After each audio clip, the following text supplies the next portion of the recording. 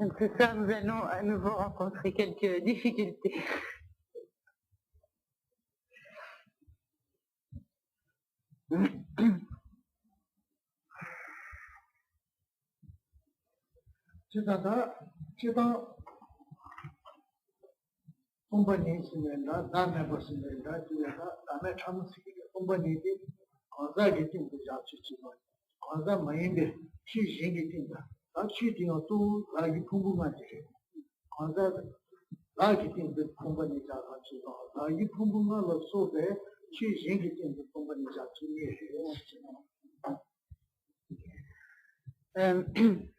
De manière générale, lorsque l'on parle de non-soi ou de vacuité, donc déjà lorsque l'on parle de vacuité, on entend plus particulièrement donc le non-soi subtil. Et donc à propos de non-soi, on distingue donc le non-soi de l'individu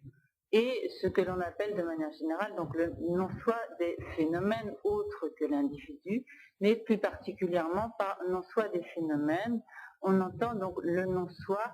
des agrégats ainsi que donc des autres phénomènes distincts de l'individu.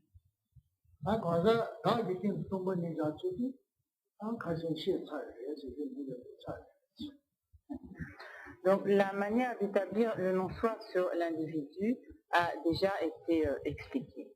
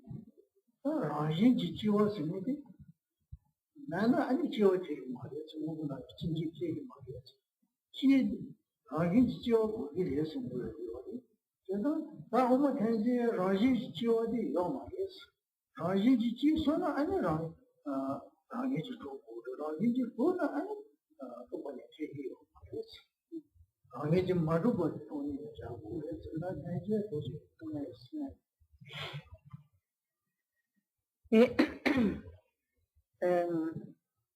donc lorsque l'on aborde donc la manière d'établir la vacuité sur les phénomènes, donc on établit plus particulièrement donc la vacuité sur les agrégats, et donc lorsque l'on donc de manière générale, lorsque l'on parle de vacuité, donc la vacuité c'est l'absence d'existence inhérente, la non-existence inhérente, et donc l'existence inhérente est donc ce qui s'oppose directement à la vacuité. Et donc lorsque l'on réalise la vacuité, on réalise donc ce qui en est le contraire, c'est-à-dire l'absence d'existence inhérente. Lorsqu'on réalise la vacuité, on réalise l'absence de son contraire, donc l'absence de l'existence inhérente. Et qu'est-ce qui fait principalement que l'on a cette saisie de l'existence inhérente? C'est que lorsque l'on envisage, lorsque l'on conçoit l'existence des phénomènes produits, on conçoit ces phénomènes comme étant produits à partir de causes inhérentes, comme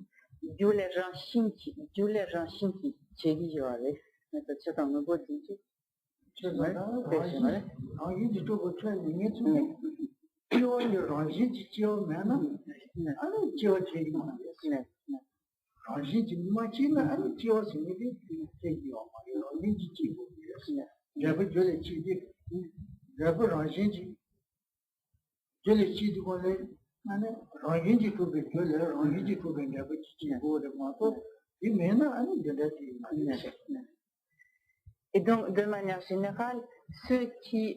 lorsque l'on appréhende donc l'existence inhérente des phénomènes, on considère qu'on appréhende qu'à partir d'une cause inhérente est produit un résultat inhérent.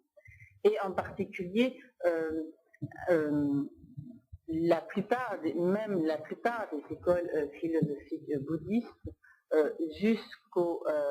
tenants de l'école Svatantra Madhyamika, et donc à l'exclusion des seuls Prasangika Madhyamika, donc presque toutes les écoles philosophiques bouddhistes considèrent que c'est à partir d'une production inhérente, d'une production à partir de causes ayant une existence propre, que sont produits des résultats ayant une existence ou des caractéristiques propres. Et que si l'on niait le fait que des causes ayant des caractéristiques propres produisent des effets ayant également des caractéristiques propres, en fait, on ne pourrait pas du tout établir l'existence des causes et des effets. Mais pour donc les philosophes madhyamika, il n'en est pas ainsi, et pour eux, donc dire que les phénomènes donc sont produits à partir de causes ayant des caractéristiques propres qui engendrent des résultats ayant des caractéristiques propres, cela est tout à fait erroné. Cela revient à dire que les phénomènes existent de leur propre côté, et à ce moment-là, donc cela reviendrait donc à nier la vacuité.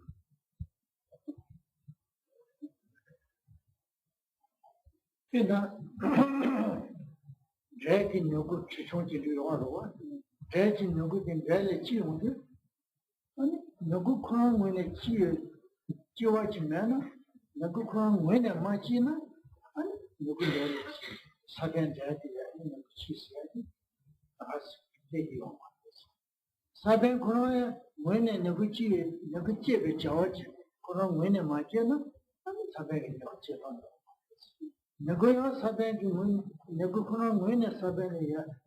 chawaji man nena chawaji nena kake chawaji mara ni chi arsuchi kana dime tan yeno chi chaji chawaji chato ma yesu ni ya de sura na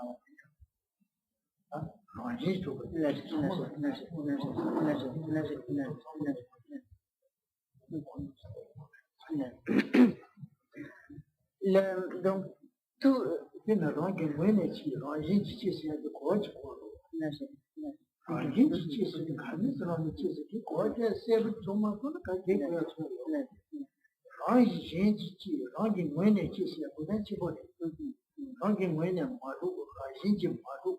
rangi tseni ji maru, kodan chima chichari, chimanari maru, jata jiji chiba mucho.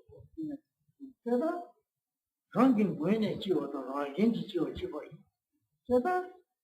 rangin ji, nyogu kora li mwene chiwa chi mena ane, nyogu sabani chishiri kaisi.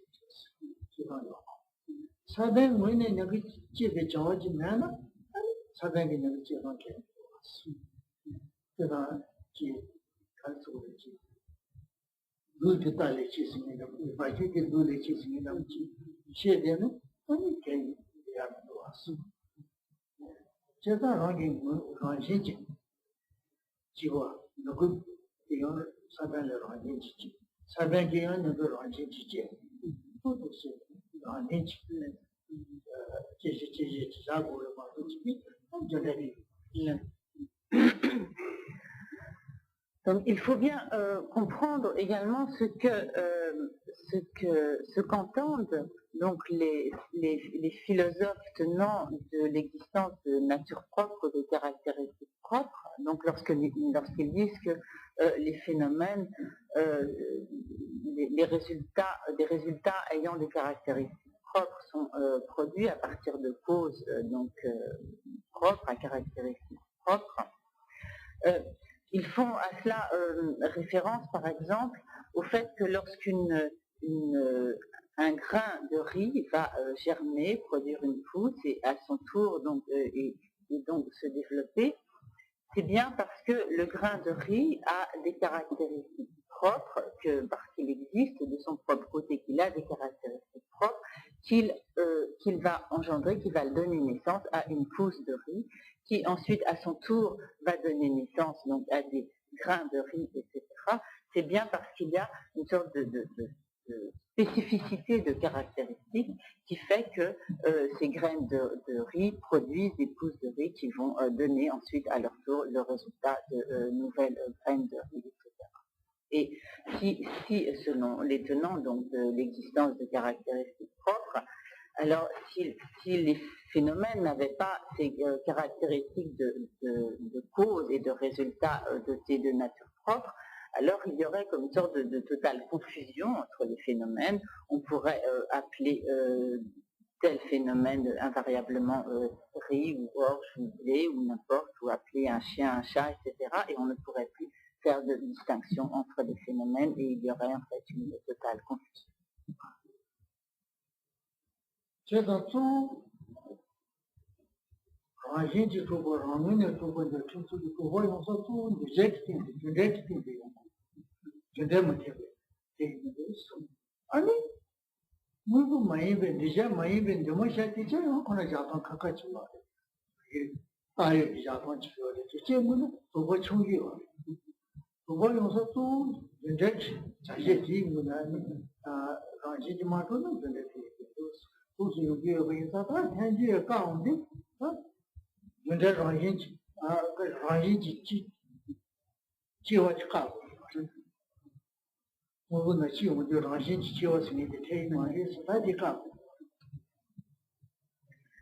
Et donc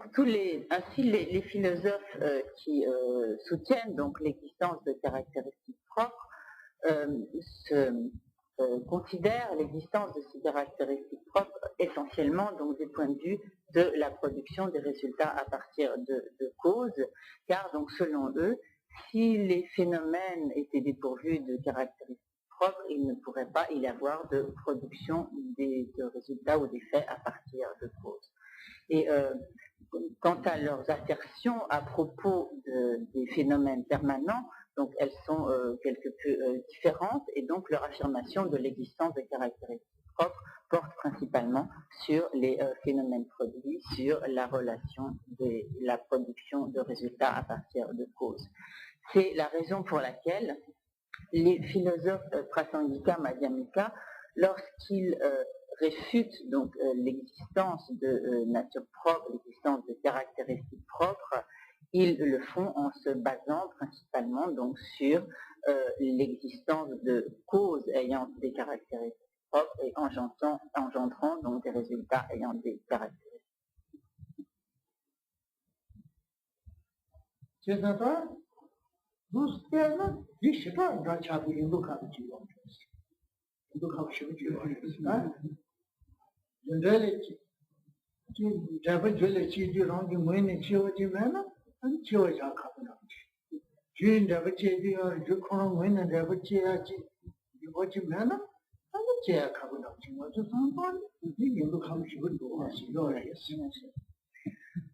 Lorsque l'on envisage cette position des tenants de l'existence d'une nature propre des causes et des résultats, en fait cette vision des choses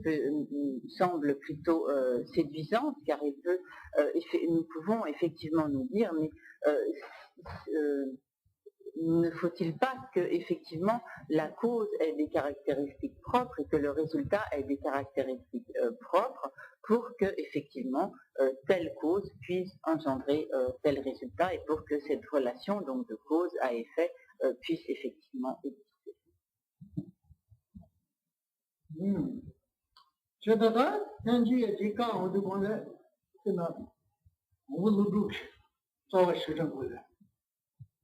달래마 이 신레 밀레마 이 줄레 뭐고 간다 가는 지원만 되어 무슨 소리야 디지자니까 나는 그 공부서다 떠오지 공부서다 모두 자유로 아니 나라인 지치와 연은 하면 아니 집에 절려고 집이 뭐야 같이 아니 집에 절려요 아니 집에 절려 지원적이 지원이 이치가 달라요 얘네 메시지 라인지 그게 얘네 라인지 그게 내가 얘기 라인지 그게 지원이야 아니 집에 좀 많이 보다 아니 타대에 절려 아니 라인지 지원이 있으면 지요 달라요 얘네 얘네 메시지다 아니 집어다 아니 타대에 니가래 지원다 얘네 가사디 얘기만어 야라기로 달래 지원 내게는 지원 메시지다 본인이가래 지원다 내가 다 쇼. 네네. 나는 이제 네네. 주매매. 주매를 가지 지치원한테 말했어. 하시가. 그래서 무슨 시가요. 아까 저기로 Et dans la manière dont donc les philosophes prasangika réfute donc la production inhérente à partir donc de causes inhérentes. Ceci est présenté donc de manière très percutante, très claire par donc Nagarjuna, donc sur lequel se basent donc les philosophes prasangika au début d'un texte appelé le Prajnamula, donc qui est comme la racine de la sagesse. Et donc dans ce verset, donc Nagarjuna dit donc il n'existe pas de production inhérente parce qu'il n'existe pas de production parce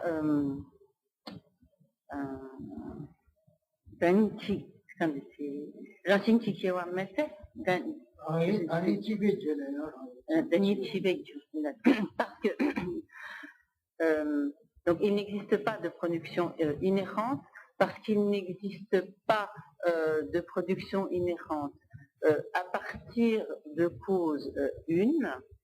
ni à partir de causes distinctes ou multiples,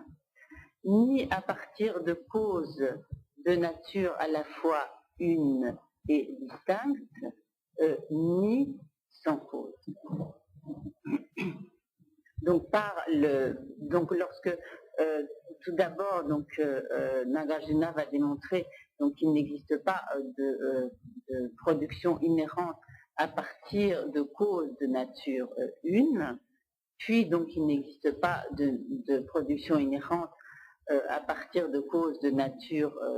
distincte ou multiple. Donc ces deux premiers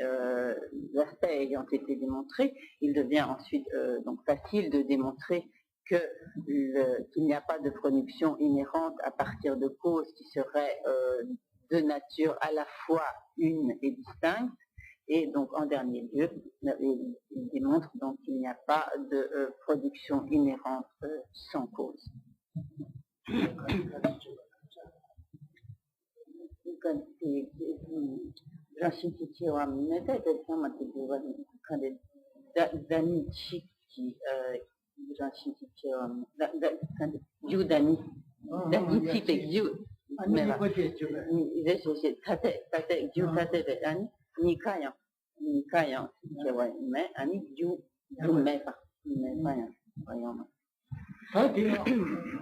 जो मैं बोले जीवन जगह की जांफे श्री जांफे बच्चे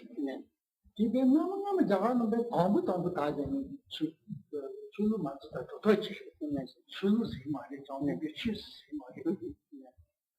जो तो चीज रात बे नाम आज ये तो चीज जीवन जो मैं जीवन मुझे न जीवन की जो को को राजी रावण की जो क्या 이 가시 가사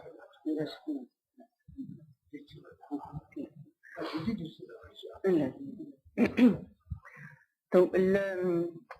la dernière partie donc, de ce raisonnement, donc le fait qu'il n'y ait pas de production inhérente sans cause, cela était donc une des affirmations de l'une des écoles, d'une des écoles très anciennes donc de l'Inde, qui est donc l'école des Vaisheshika. Donc cette école n'était pas à proprement parler donc une religion, une tradition spirituelle, mais plus une sorte d'école de pensée très réputée donc, dans l'Inde, très développée donc, dans une certaine époque dans l'Inde ancienne. Et donc les tenants de cette école affirmaient donc que les phénomènes étaient produits sans cause. Ah, je y veux qu'un ning to be just double the geo canning, it's a double the geo canning. Je me double the geo did I hinge in your nature, or did to talk much to will a capsar. Not to good side. I need to be seen on to be rapid see. Dani had the bit. In Jelani, position seeing Luna, and couldn't debate as a child. Certainly, you don't have a child. Jinji to be Mutadena, Jita Mutadela debate as you go about it, hanging winner to be Mutadena,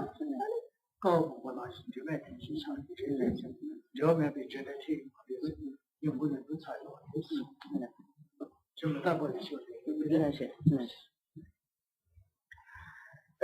Parmi ceux qui affirment que les phénomènes produits sont produits donc à partir de causes, il y a donc d'une part les philosophes qui affirment que les phénomènes sont produits à partir de causes permanentes et d'autres philosophes donc, qui affirment que les phénomènes sont produits à partir de causes impermanentes. Pour ce qui est des philosophes qui affirment que les phénomènes sont produits à partir de causes impermanentes, c'est ce que nous avons vu dans le cas donc, des écoles inférieures du bouddhisme, donc des philosophes bouddhistes des écoles inférieures, qui disent donc que les phénomènes sont produits à partir donc, de causes impermanentes, mais que donc ils sont produits à partir de causes inhérentes et qui engendrent des résultats existant de manière inhérente. Or donc, comme il a été démontré, expliqué précédemment, si des causes de nature, donc des causes et des résultats donc de nature distincte existaient de manière inhérente, cela entraînerait qu'il n'y aurait absolument aucune relation entre la cause et le résultat, et que la cause et les résultats seraient aussi comme étrangers l'un à l'autre, aussi distincts l'un de l'autre qu'un vase ou un pilier, un vase et un pilier, ou donc des phénomènes qui n'ont entre eux en fait aucune relation.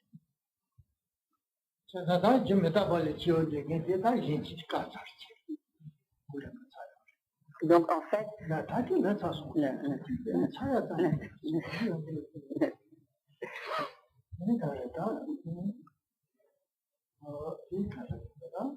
je t'abonne les chiots car je sens je t'abonne les chiots car je t'abonne je n'ai qu'à sourire je t'abonne je t'aime t'abonne qui tu chiots de qui tu tu le soupçonner non t'abonne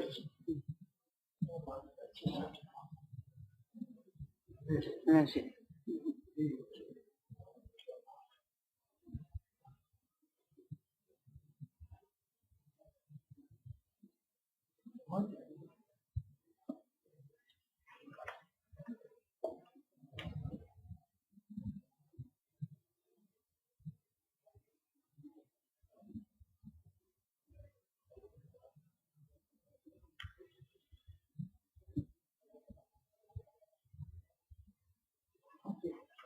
Je t'abonne les chiots de qui dit non 자가는 메모에 다 되게 추리 도토치와 그게 되네 지대기 제법부터 된다고 지상 뇌지기 지대나 되네 제법부터 수능을 가져서 그 참에 아바 이게 되니지 되잖아요. 그 뒤지기 아니야 c'est de la façon tout c'est j'ai beaucoup de choses à faire c'est parce que tu tiens même des yeux pour le c'est un bon déjà c'est un bon déjà quand tu tiens même quand ça ah non tu dis ça c'est quand quoi et tu t'as pas le tu tiens même pas le sur un tu tiens quand tu tiens même quand ça va y ça très ça Donc l'affirmation d'une production à partir de causes impermanentes a déjà été cause impermanente existant de manière inhérente a déjà été réfutée. Et donc à présent, nous allons aborder donc la manière dont est réfutée la production inhérente à partir de causes permanentes. À ce propos, donc, il y a comme plusieurs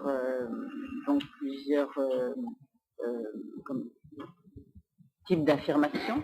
Donc, il y avait également, donc, dans l'Inde ancienne, des philosophes qui affirmaient la production à partir de causes permanentes. Ces causes permanentes étant donc des particules et disant donc que ces particules étaient permanentes et que donc c'était ces particules permanentes qui étaient donc à la source de la création du monde, qui étaient comme les créatrices, donc comme créateurs donc de ce monde. Et nous avons vu précédemment à propos de la façon dont a été établie la vacuité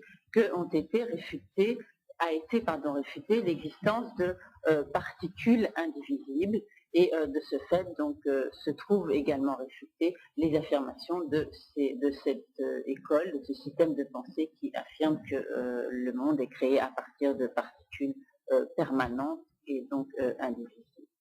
Une autre école de pensée qui affirme que les résultats sont produits à partir de causes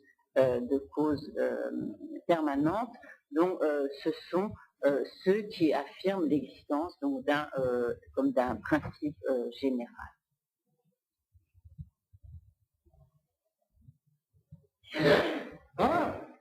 tout d'abord le qui est qui est pas dans 10% dans la 또 저 친구지 안가에 대칸에 기거를 또 이겨요 또다 지조 생에 지켜내 지단 시제들의 돈이 시장하셔 시제에 접근이나 시장하는 거지 너가 시장하 지셔 너가 시장하는 안에 니시 장하버리 다 되시 아무나 나다시 나지셔 디파셔 아 니시 자이긴 내 맞으려지니 다 되는 줄을 알고你是在一定的他记住生意的这一他的记住的上，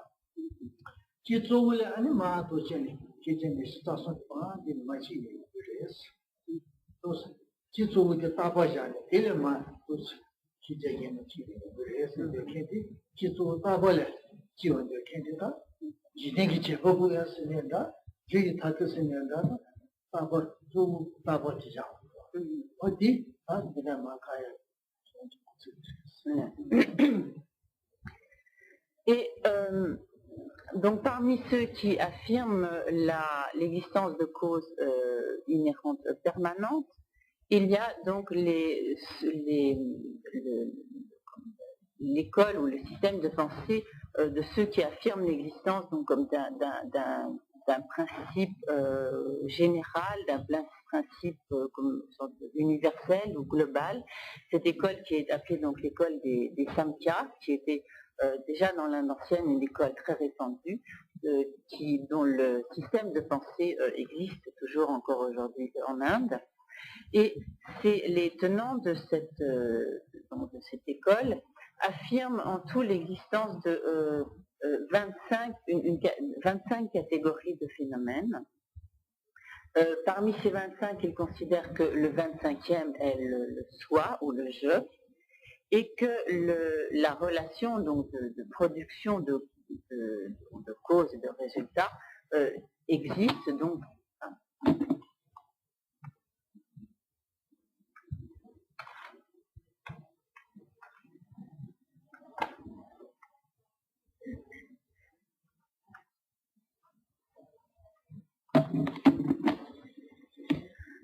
que cette relation existe donc dans les 24 autres catégories, et donc ce principe global, général, est en fait il est permanent, et donc il est comme à la source de toute la création, et qu'il est comme la cause de ces 24 autres sortes de catégories de phénomènes. Et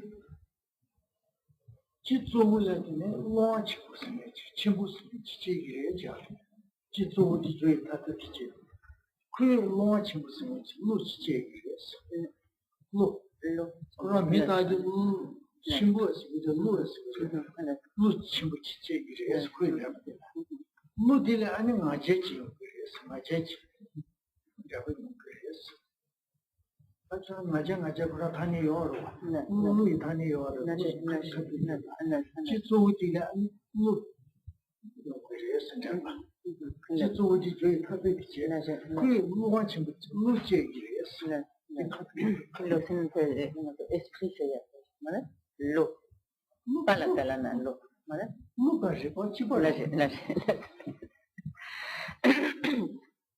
Et donc, ils disent que donc de cette cause permanente, qui est ce principe global, sont produits des résultats appelés esprits. Et que de cet esprit naît un résultat qui est donc l'orgueil.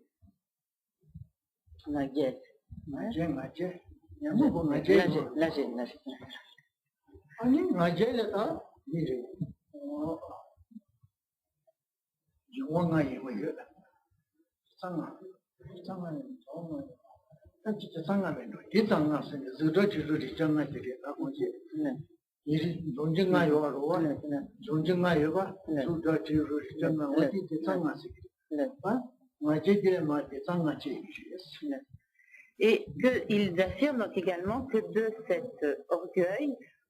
naissent les 5 objets des sens, donc les formes, les sons, les odeurs, le toucher, le goût. Le son?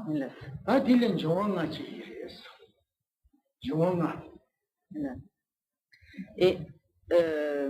de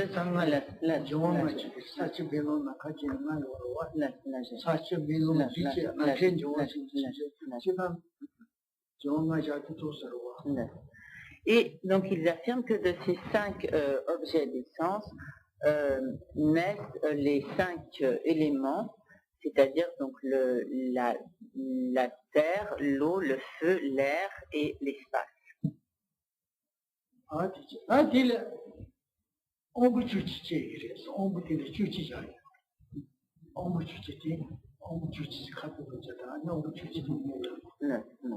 Et il parle également donc de 11 sens.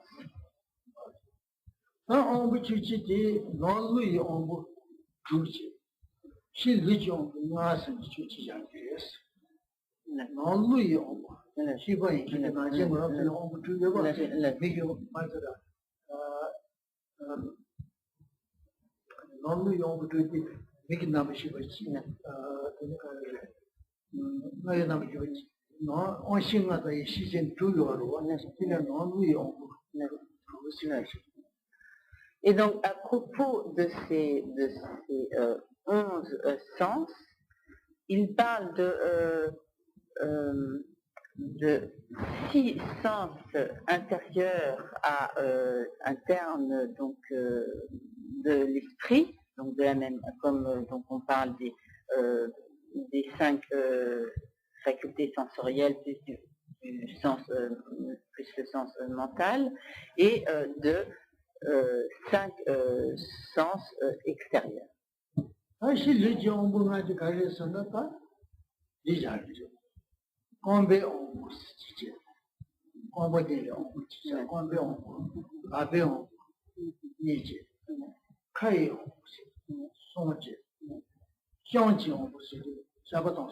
경지 오지 시제 동지 오고스는 집어던서 동지 오고스는 시리지 오고만 도시야. Et donc, il parle de, donc, pardon, de ces six sens conscience interne et de 5 sens conscience externe. Qu'entend-il par ces 5 sens conscience externes? Ce sont donc les jambes, ça fait 1, les bras, 2, la bouche, 3,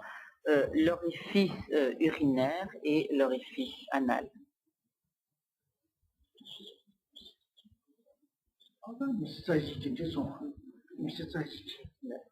Et donc,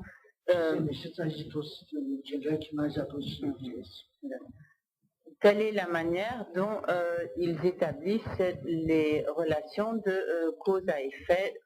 à l'intérieur de ces 24 catégories, 24 éléments.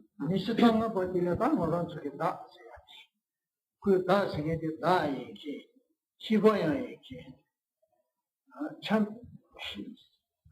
시리스 15다 18야 얘기 15다 15로 15로 있으니까 다 얘기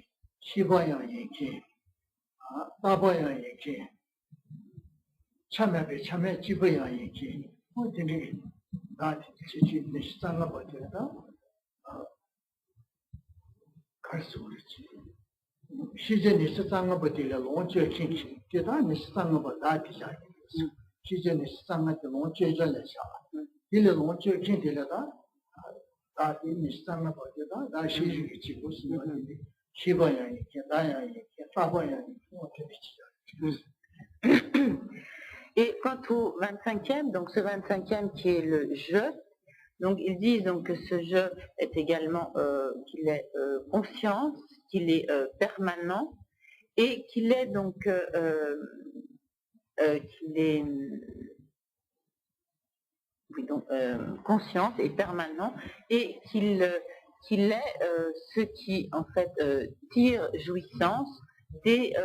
24 autres éléments. moi tendu chef de gondata chetan ku jende jeta ba le chi o khane ji ta tu di chi zu yang de gonde chi zu da ba yin sin ta di le man de ba chu mo de yang lo ma sa. Et donc ce 25e élément qui est donc le jeu conscience et qui est permanent, il est donc ce que les tenants de cette école appellent ce principe global et c'est de cette manière donc qu'ils affirment l'existence d'une cause permanente à la source donc de tous les autres phénomènes.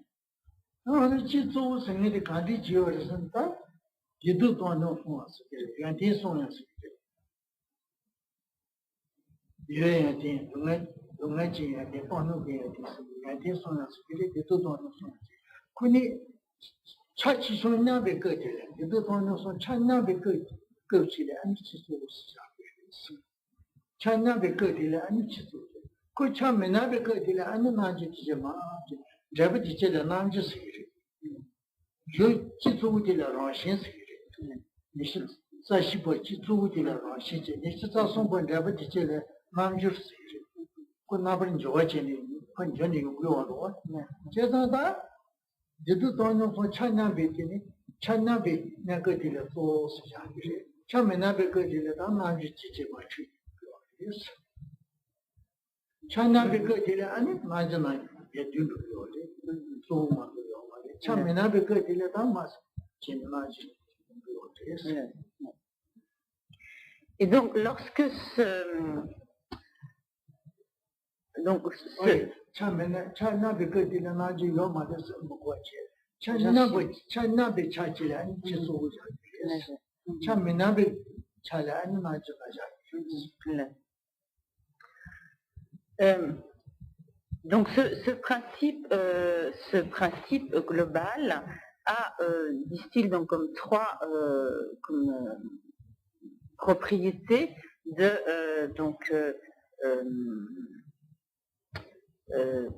plaisir, souffrance et équanimité, et que lorsque lorsque ces trois propriétés sont en équilibre, il est donc le principe global, le principe donc général, et lorsque ces trois propriétés sont en déséquilibre, à ce moment-là, il devient manifesté.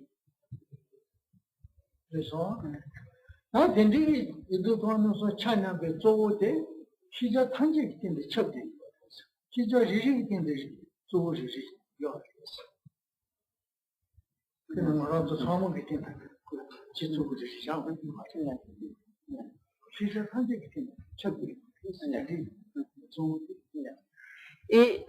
ils ajoutent que ce principe global ou universel est répandu et s'étend en fait sur tous les individus, qu'il existe dans tous les individus. Et dans tous les phénomènes.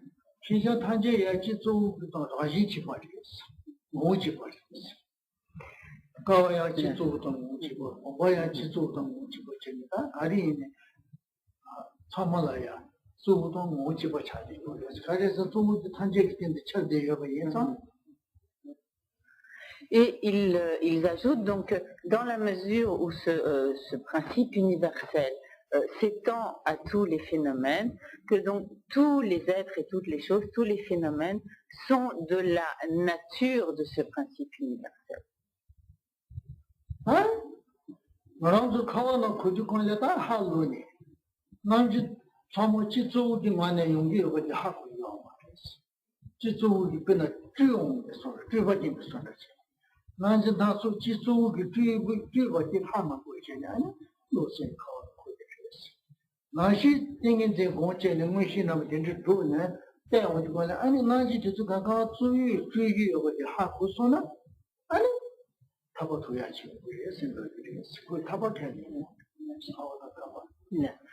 Et donc les tenants de cette tradition affirment l'existence d'un samsara et d'un nirvana. Pour eux, ce qu'ils affirment être le samsara, c'est le fait d'avoir des perceptions comme abusées, trompées, dans la mesure où l'on ne perçoit pas dans tous les phénomènes existants la manifestation de la nature de ce principe universel, et où l'on ne perçoit donc que les aspects, que les manifestations, et où on ne perçoit pas donc dans toutes ces manifestations la nature de ce principe universel. Et selon eux, donc, selon les tenants de cette école, lorsque par la méditation, par la pratique de la concentration du samadhi, on arrive à réaliser que toutes ces manifestations ne sont en fait donc des manifestations de la nature de ce principe universel, et lorsque l'on réalise cela, donc on obtient la libération, le nirvana.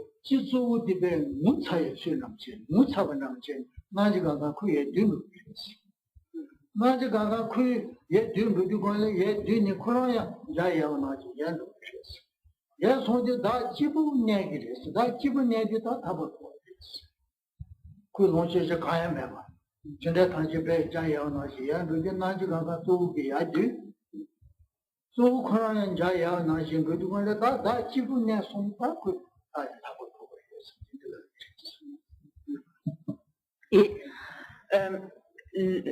ils affirment donc que la manière dont on obtient donc le nirvana, c'est donc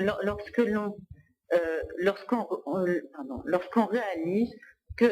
tous les phénomènes ne sont en fait donc que la manifestation de ce principe universel.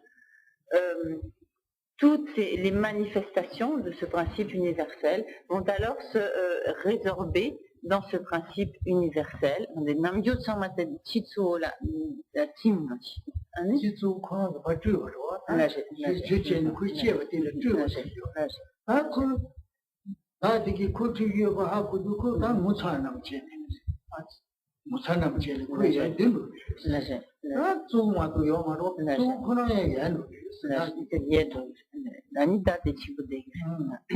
Et lorsque cette réalisation fera de se résorber donc tous les aspects manifestés dans ce principe universel lui-même va comme se dissiper, et à ce moment-là il ne restera plus qu'un jeu